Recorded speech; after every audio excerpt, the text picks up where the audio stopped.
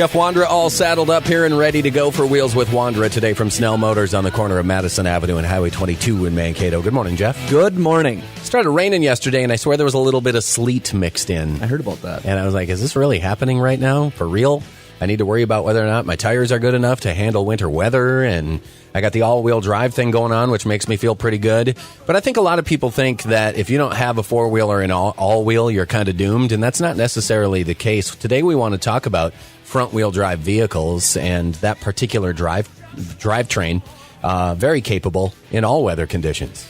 Yeah, I kind of want to lobby for front-wheel drive. I was going to talk about all the different drivetrains this morning, but I just want people to understand the capability of front-wheel drive. Now, the two-wheel drive, when people say two-wheel drive, they don't typically refer to front-wheel drive. When they say two-wheel, they typically refer to a rear-wheel drive. Like a two-wheel drive pickup is rear-wheel drive. Now, in the wintertime, with the technology that these trucks have nowadays, you'd be fine. You'd be totally fine. You want to throw some sandbags in the back so you have some weight on those wheels, but you would be fine with StabiliTrak. So moving up to front-wheel drive, you're double fine, in my opinion. So it's fine for the winter, and I speak from experience. I drive a front-wheel drive vehicle myself. And think of it this way. You have all of the weight of the engine, most of the weight of the vehicle, pushing down on those front wheels. So that helps you get, stuck to the road and get through stuff, so to speak. But that vehicle, instead of the rear-wheel drive that pushes, this will pull you through whatever it is. Now, you can sometimes sacrifice a little performance when you go to a front-wheel drive versus the rear-wheel drive because of the torque steer that people have talked about. But in any newer vehicle nowadays, they have the suspension systems that will adjust for that torque steer. What I mean by torque steer is if you have a front-wheel drive vehicle with like 300 horsepower and you take a left-hand turn to go onto an on-ramp and you notice how you're like, geez, I got to really hold this thing so it doesn't get out of control, that's torque steer. Where now most vehicles, you just step on it to get up to speed, that 65 miles per hour and really just easily steer with electronic steering. You're typically going to get, compared to the all-wheel drive and four-wheel drive, you're going to get a lot better gas mileage in that front-wheel drive, and you're going to save on average, from my experience, it's usually around $1,800 between the drivetrain systems that you'll save. Traction control is there. So traction control is going to prevent your wheels from spinning out of control. So just picture yourself, I'm at a stoplight, turns green, I step on it, and it just sits there and spins on the ice. That means you don't have traction control. If you step on it and it kind of goes, dip, dip, dip, and it starts to go a little by little, that's only going as fast as it can grab road, and you'll get up and moving right away. And then you have StabiliTrak, okay? So this is your savior in the wintertime. Doesn't matter what drivetrain you have, StabiliTrak is what keeps you on the road, and I talk about this all the time.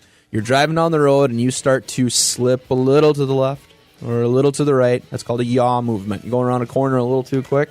You start to slide a little bit. StabiliTrak is what keeps you on your intended path, keeps you from when you freak out and you start moving your steering wheel like a crazy person. The vehicle knows that you're getting out of control, and it'll actually adjust for that, so it keeps you on that intended path. It keeps you on the road, no matter what drivetrain you have. So let's say you're like, all right, front-wheel drive, I can get down with this. Tell me a little bit more. So let's just say that you have had one bad experience with your front-wheel drive vehicle in the past. It's more than likely due to tires. Now, a lot of our SUVs have the clearance. A lot of the cars have the clearance you need to get through that snow. Then it reverts to tires, and it doesn't matter what drivetrain you have if you don't have good tread on your tires. So to up the ante a little bit, winter tires are awesome. So take a look into that. If you have a front-wheel drive vehicle, if you're looking into a front-wheel drive vehicle, put some winter tires on it for the winter time once it gets to the temperatures we had this morning, and you will be shocked at how great that drives. How many of these do you have, ready to go on the lot right now that head out? It seems like there's a lot of cars are going the all-wheel drive route when you're in your crossover type situation now. Mm-hmm. But are your standard sedans pretty much front wheel? Yeah, definitely. The sedans is probably going to be like 80% front wheel compared to the SUVs. It'll be like 20-25% front wheel. But with having almost 400 vehicles in our inventory, I would say easily 100 to 125 of those are front wheel drive. So nice. Front-wheel drive is actually the most common drivetrain in the state of Minnesota, not all-wheel drive, which is a little surprising. But, yeah, that is the number one. And is it Duck, Duck, Grey Duck or Duck, Duck, Goose? Gray duck. It's Gray duck, yeah. Catholic school gray duck. Absolutely. You live in Minnesota, it's gray duck. Let's just put this debate to rest. Jeff Wondra with us today for Wheels with Wondra. Thank you, sir. Thank you. He's ready to go for a test drive. Stop down and see him on the corner of Madison Avenue and Highway 22 in Mankato with Minnesota 93.